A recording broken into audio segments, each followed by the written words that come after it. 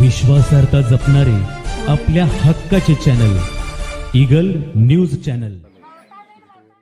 पणुमरे येथील बबनराव मोहिते हे कोरोनामुक्त होऊन घरी येताच गावकऱ्यांनी उत्स्फूर्तपणे केली पुष्पवृष्टी। शेळा तालुक्यातील पणुमरे हे एक छोटेसे गाव। येथील पोलीस पाटील संभाजी मोहिते यांचे वडील बबनराव मोहिते यांना नुकताच कोरोना झाला। मात्र कोकरूड येथील ग्रामीण रुग्णालयातून उपचार घेऊन खडखडीत बरे होऊन घरी येताच ग्रामस्थांनी रस्त्यावर रांगोळी घालून व त्यांच्यावर पुष्पवृष्टी करून त्यांचे स्वागत केले। ईगल प्रतिनिधी बापू कांबळे। आपलं नाव काय आपलं? बबन मोहिते। किती दिवसापूर्वी ॲडमिट झाला होता?